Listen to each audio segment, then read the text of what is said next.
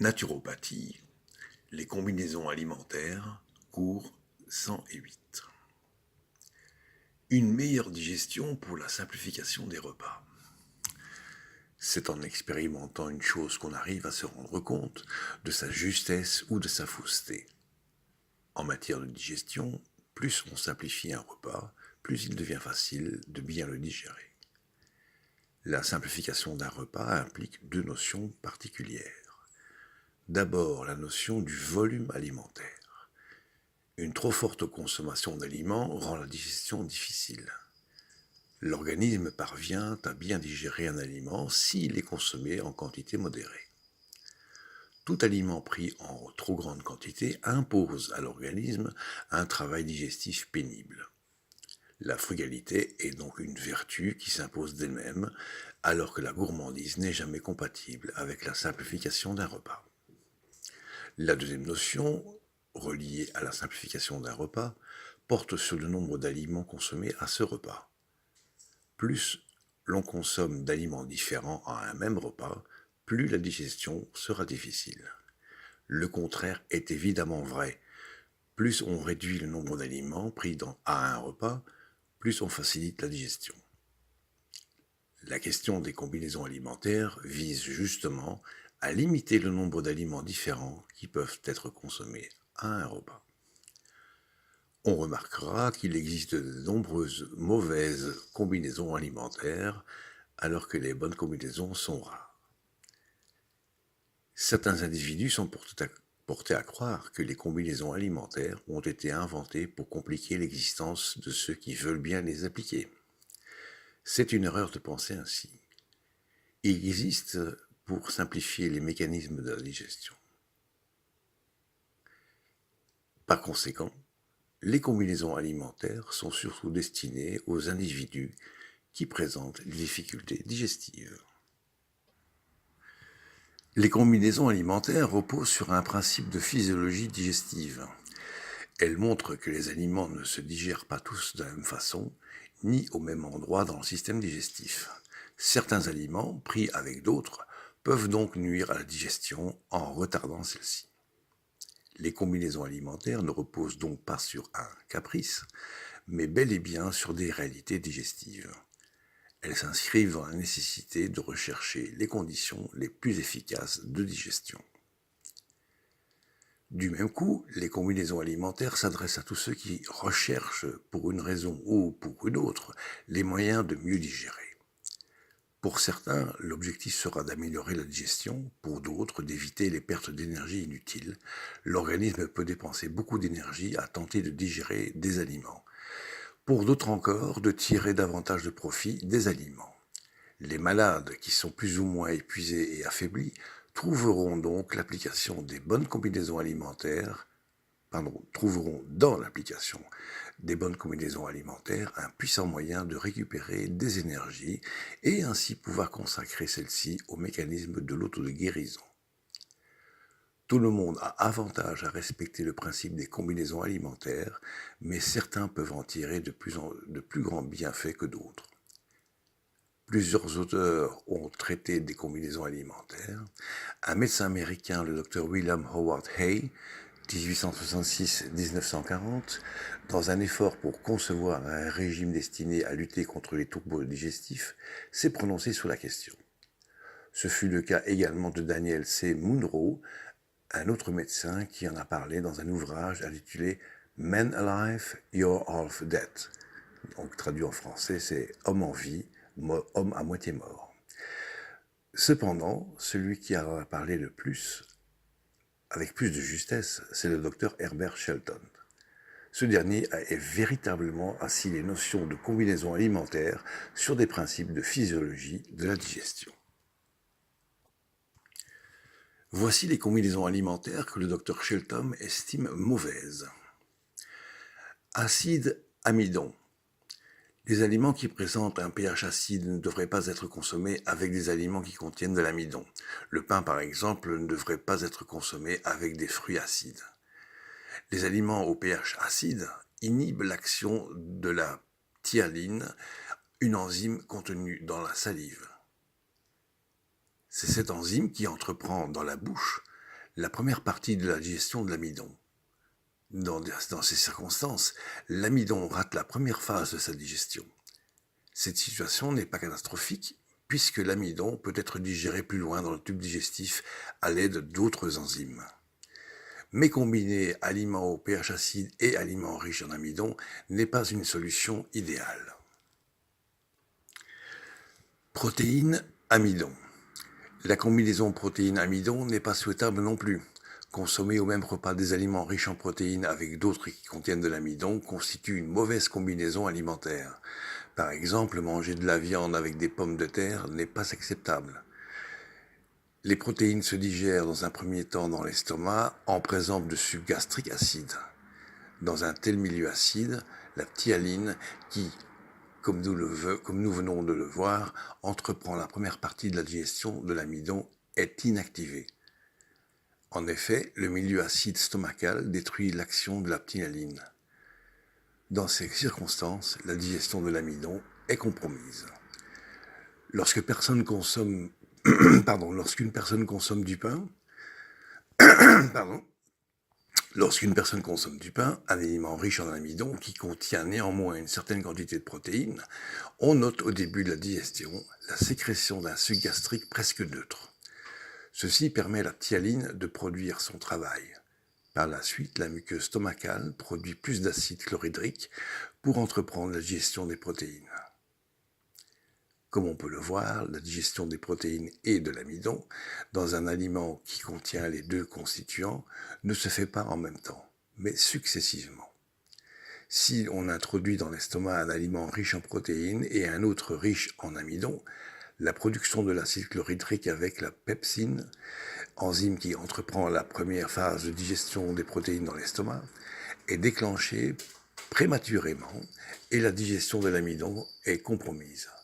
Il est donc souhaitable d'éviter la combinaison protéines-amidon. Protéines. S'il existe une combinaison qui pourrait être considérée comme acceptable, c'est bien la consommation de deux aliments riches en protéines. Pourtant, il s'agit plutôt d'une mauvaise combinaison alimentaire. Chaque aliment riche en protéines réclame un suc gastrique acide particulier. Plus l'aliment est concentré en protéines, plus la présence d'une forte quantité d'acide chlorhydrique est requise.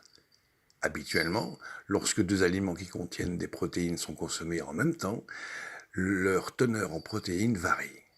Par conséquent, l'organisme produit alors un suc gastrique qui correspond à la moyenne de ces deux concentrations en protéines.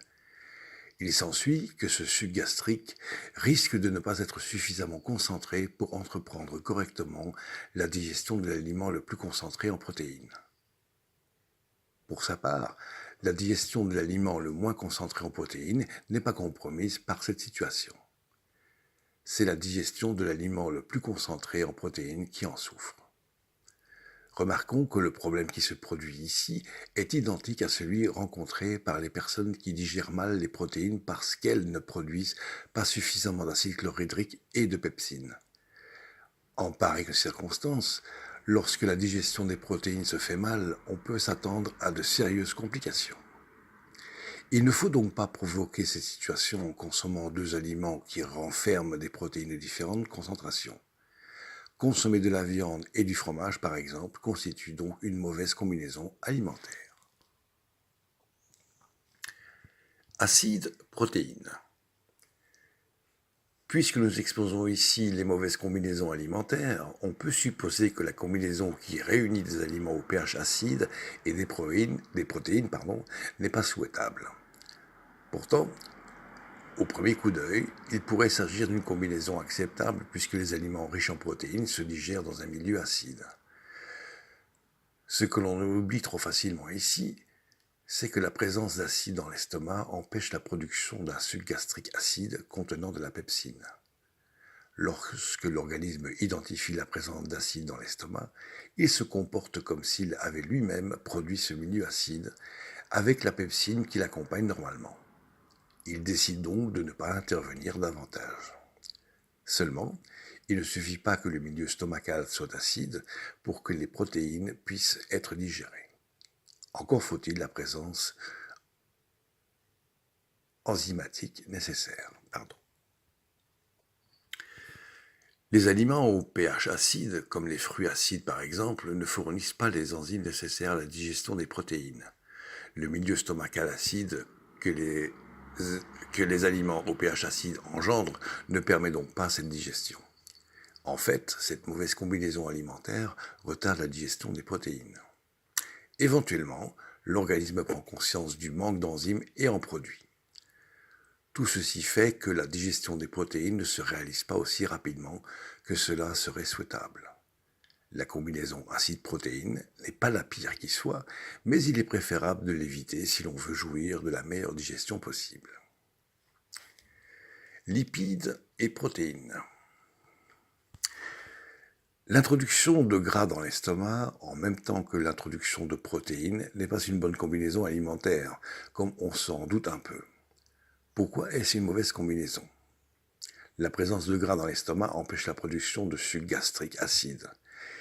En fait, les gras ne subissent pas de digestion stomacale. Ils ne demandent qu'à traverser l'estomac pour se retrouver dans l'intestin où ils doivent d'abord être émulsionnés par la bile pour être éventuellement digérés par les sucs intestinaux et pancréatiques. La présence de gras dans l'estomac retarde donc considérablement la digestion des protéines. Par conséquent, il ne faut pas consommer en même temps du beurre ou des fritures avec du fromage par exemple. Sucre, protéines. De la même façon que la présence de gras dans l'estomac empêche la sécrétion des sucs gastriques acides, il en va de même pour la présence des sucres. Puisque les sucres ne subissent pas de digestion stomacale, mais exigent de se retrouver rapidement dans l'intestin pour que leur digestion soit entreprise et ils inhibent la production des sucs gastriques acides. Lorsque les sucres sont consommés en même temps que des protéines, deux sérieux problèmes peuvent se produire. Dans un premier temps, la digestion des protéines est fortement retardée. Dans un deuxième temps, les sucres risquent de fermenter dans l'estomac. Puisque les sucres s'y retrouvent dans des combinaisons de chaleur et d'humidité, ils peuvent facilement fermenter si leur digestion n'est pas rapidement entreprise. La présence de protéines dans l'estomac retarde le passage des sucres dans l'intestin. Consommer une tranche de pain avec du beurre d'arachide et de la confiture n'est donc pas une combinaison souhaitable. Cette combinaison est mauvaise puisque le beurre d'arachide est une source de protéines et que la confiture est une source de sucre. Il est donc souhaitable d'éviter cette combinaison et toutes les autres du même genre. Sucre et farineux. La combinaison sucre-farineux est contre-indiquée parce que les sucres que requièrent aucune digestion... La combinaison sucre-farineux est contre-indiquée parce que les sucres ne requièrent aucune digestion buccale et stomacale. C'est cependant le cas des farineux. Ces derniers contiennent de l'amidon, qui a besoin de ptyalines pour que la première partie de leur digestion soit entreprise. Malheureusement, la présence de sucre dans la bouche indique à l'organisme de ne pas produire de ptyalines. Dans ces circonstances, la digestion des farineux est donc quelque peu compromise. D'autre part, les farineux, comme le pain par exemple, nécessitent une certaine digestion stomacale à cause de la présence d'une petite quantité de protéines. Ceci retarde le passage de sucre dans l'intestin et il y a un risque que ces derniers fermentent. Mettre du miel ou de la confiture sur une tranche de pain n'est donc pas souhaitable. Les melons. Dans ces combinaisons alimentaires, Shelton ne manque jamais de souligner que les melons doivent se manger seuls. On ne doit pas les combiner à quoi que ce soit. Les melons renferment des sucres qui s'absorbent très rapidement. Le fait de les retenir dans l'estomac, ne serait-ce que pendant une courte période de temps, risque de les faire fermenter aisément. La fermentation des sucres dans le tube digestif est toujours mauvaise. Celle-ci donne lieu à des gaz qui provoquent des ballonnements intestinaux, sans compter que cette fermentation de sucre entraîne une production d'alcool dans l'organisme. On peut rencontrer dans des cas de cirrhose de foie chez des personnes qui ne consomment pas d'alcool. Ce sont des gens qui produisent leur propre alcool à partir de la fermentation des sucres. L'alcool, quelle que soit la provenance, demeure une substance toxique qu'il est toujours préférable d'éviter. Les objections. Il est clair que la question des combinaisons alimentaires ne plaît pas à tous. Pour certains, elle constitue une sorte de jugement sur leur façon de s'alimenter. Un tel jugement leur déplaît au plus haut point. Pour d'autres, il est impossible d'accepter l'idée que leur connaissance en matière d'alimentation soit incorrecte.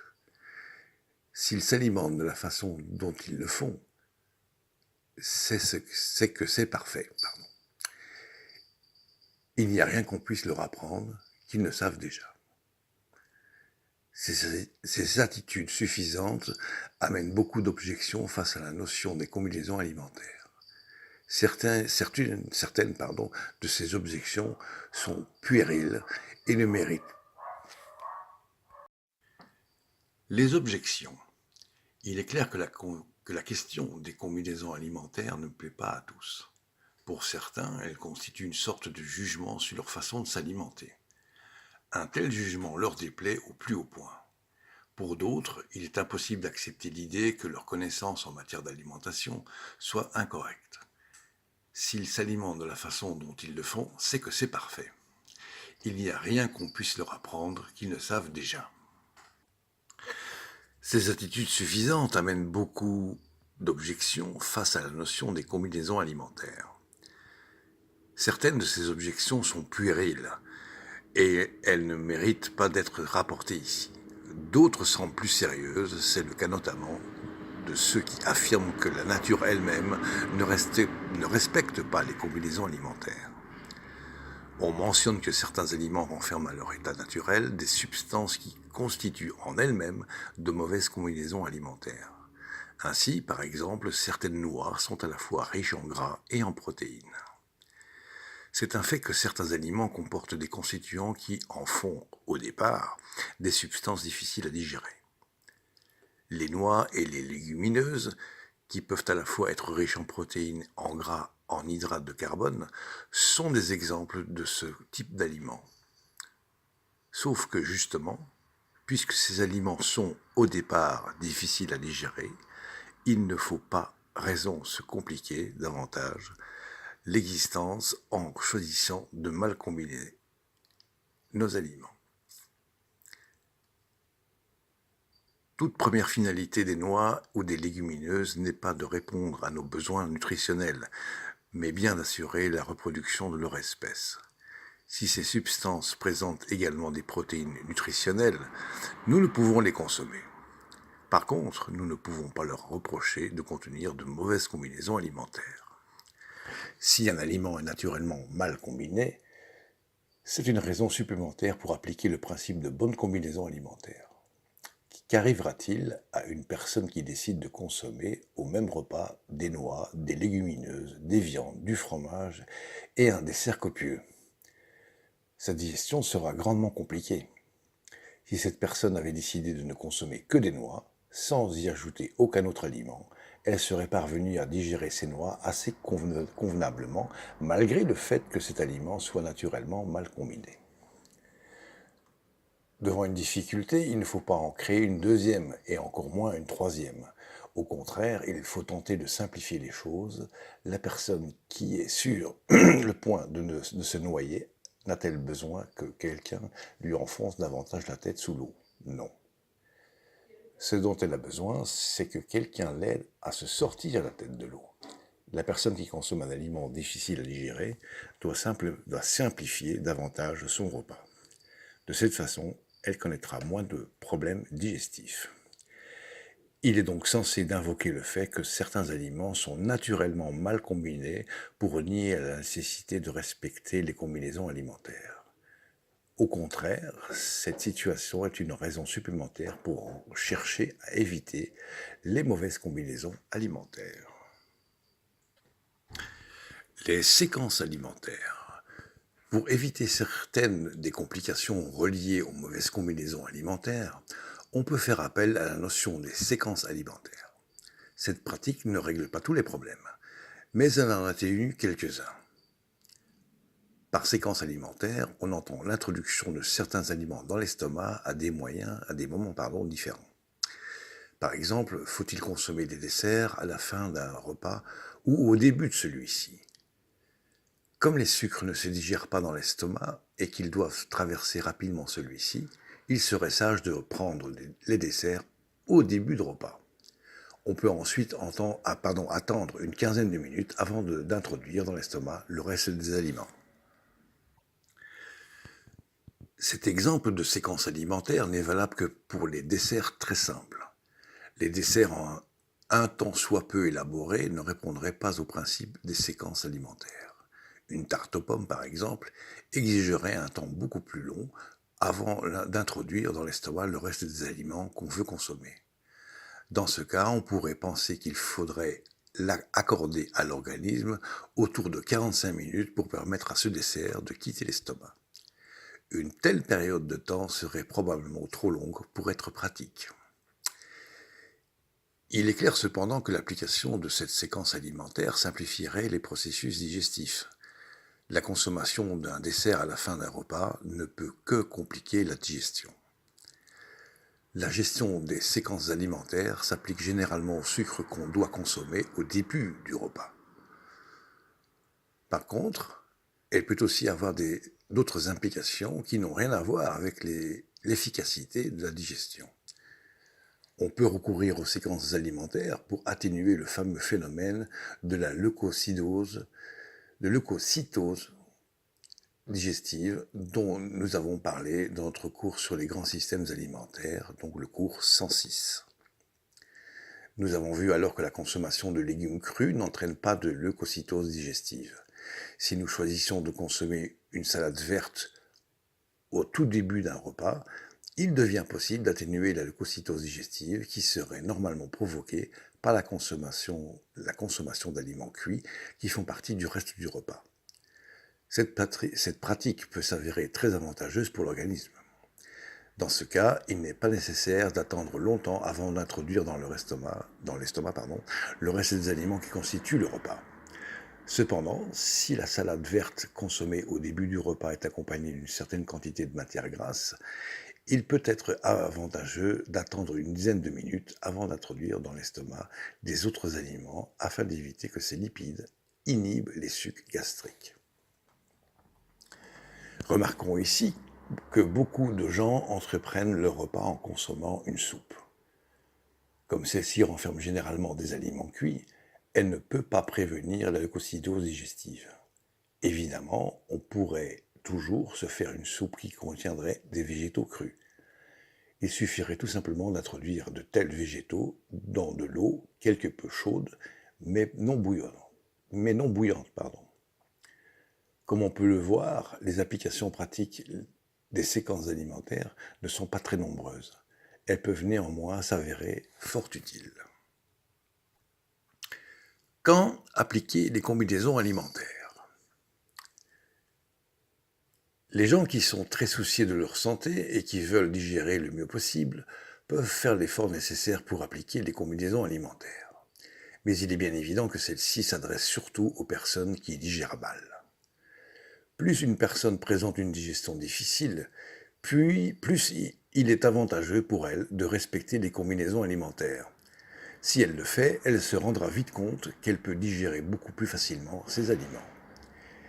Il n'est pas absolument nécessaire de respecter toutes les combinaisons alimentaires.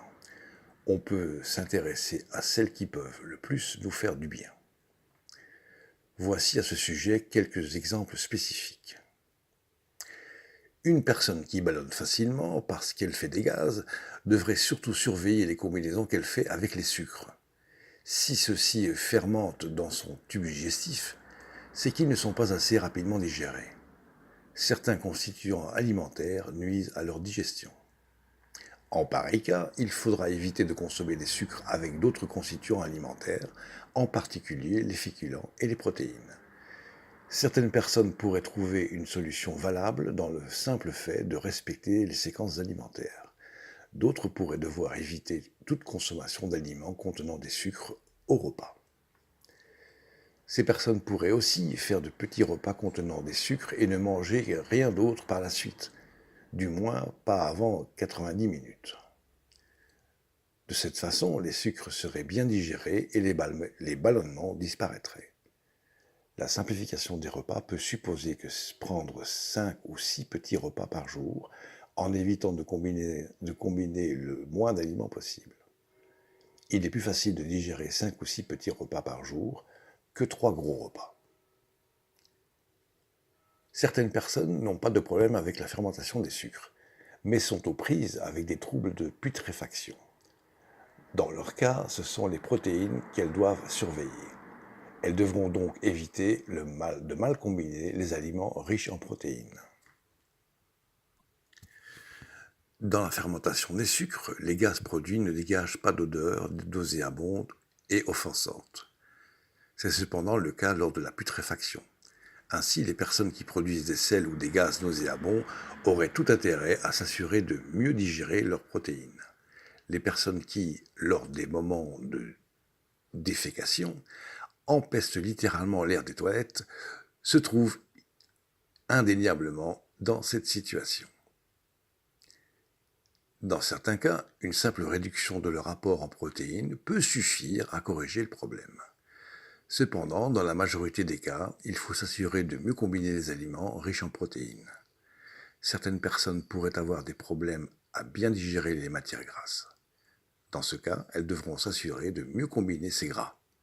Il appartient à chacun de faire une utilisation adéquate de la notion des combinaisons alimentaires en fonction de sa situation digestive particulière. La personne qui digère mal et qui ne veut rien savoir des combinaisons alimentaires aura bien de la difficulté à se sortir de ce problème. Le seul conseil qu'on puisse alors lui donner est de réduire considérablement sa consommation alimentaire tout en portant une attention toute spéciale à sa mastication.